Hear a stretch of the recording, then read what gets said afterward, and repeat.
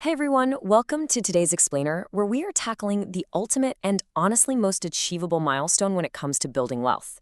We're talking about securing and growing your very first $100.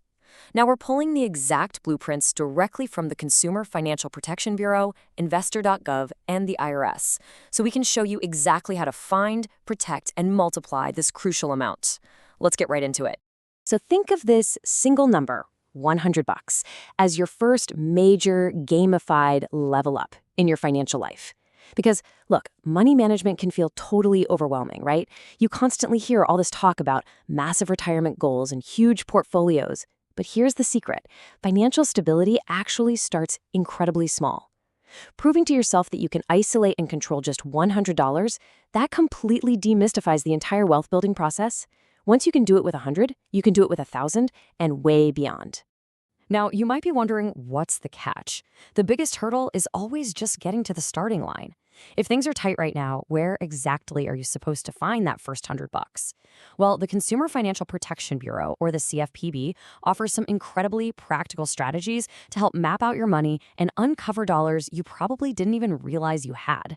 It all kicks off with the CFPB's budgeting blueprint.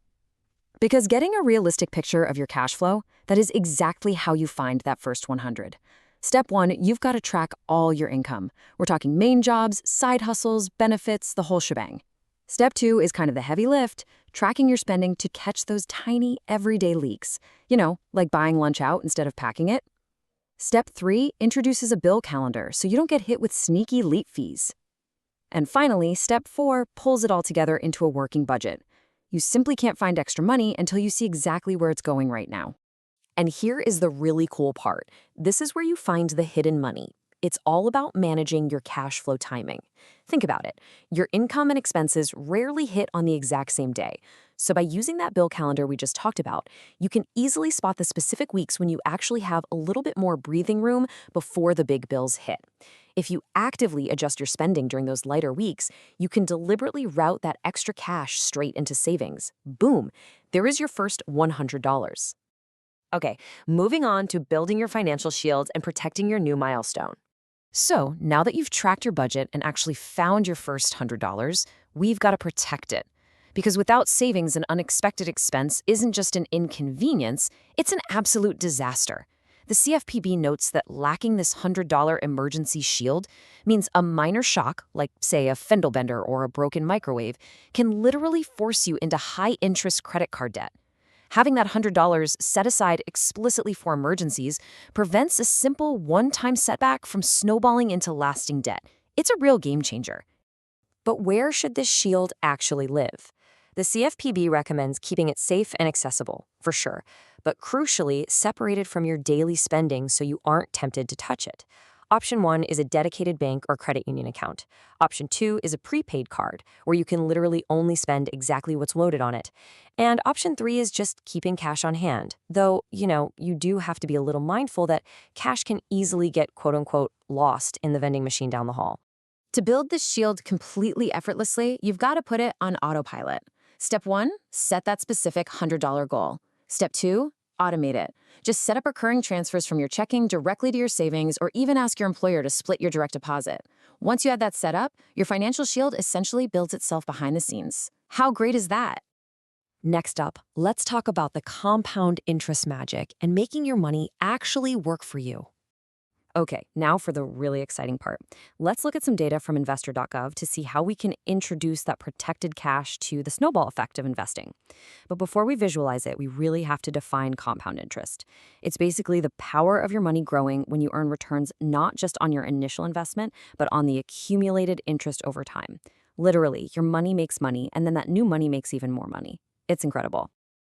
According to the Investor.gov calculator, your wealth generation relies on a few combined variables: your initial $100 investment, your consistent monthly contributions, your time in the market, and of course, your estimated interest rate.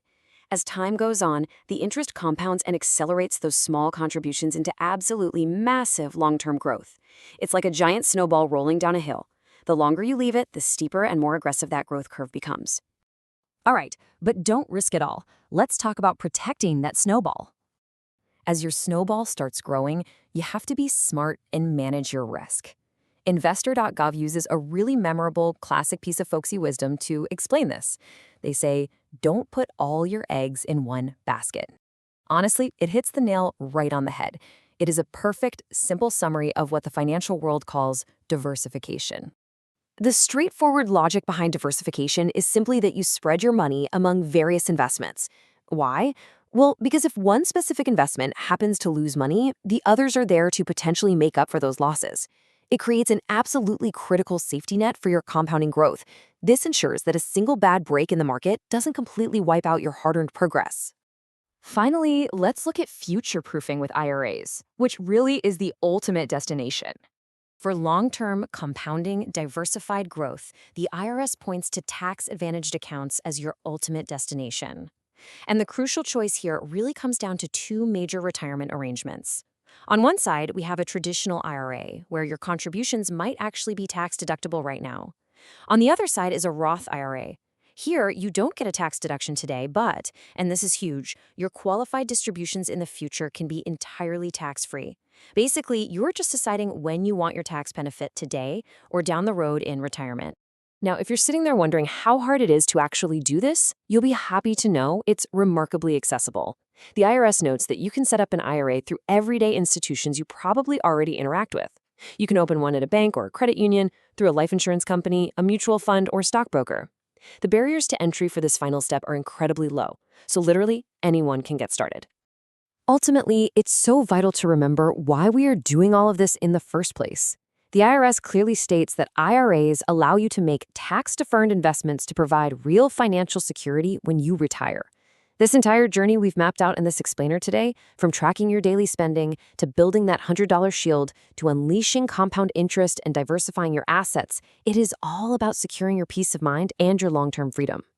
We've seen the blueprints from the CFPB, Investor.gov, and the IRS. The path is completely laid out for you. Your first $100 is out there in your cash flow right now, literally just waiting for you to track it down and put it to work. So the only question left to answer is, what will you do with it? It's time to dive into that budget, claim your milestone, and start building your future today.